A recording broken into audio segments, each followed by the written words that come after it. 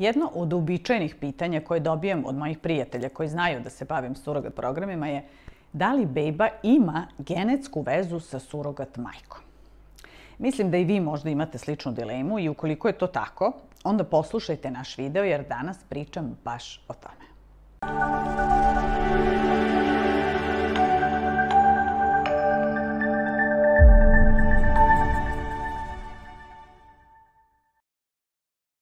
Moje ime je Sanja Jovanović i osnivač sam agencije Link4Med, koja koordinira sve vrste programa vantelesne oplodnje u inostranstvu.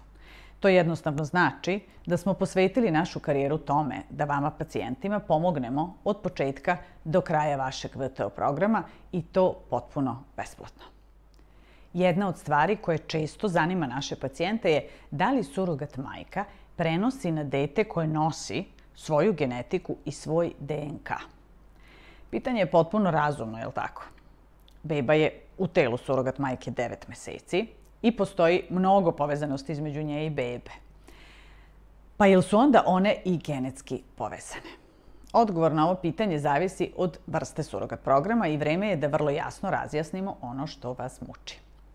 Ako zanemarimo činjenicu da je beba u stomaku surogat majke 9 meseci, da se hrani preko pupčanika surogat majke i raste unutar njene materice, postoji opravdanje zašto ovo pitanje intrigira.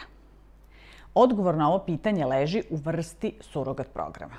Da li se koristi tradicionalno surogatstvo ili je surogat majka samo nosilac gestacije, odnosno surogatstva, što je u većini slučajeva tako.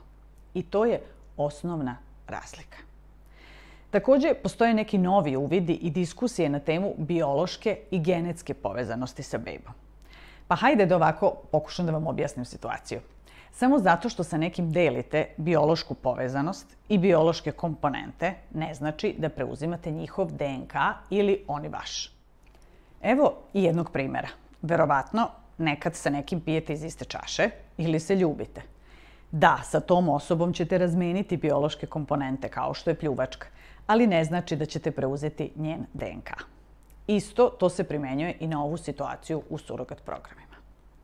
Kod tradicionalnog surogatstva je surogat majka i donor jajnih ćelija koje služe za kreiranje embriona koji će potom biti prebačen u njenu matericu. Tako da u tradicionalnom surogatstvu beba je genetski vezana za surogat majku i dobija njen DNK. Zašto? Zato što je beba kreirana uz pomoć njenih jajnih ćelija.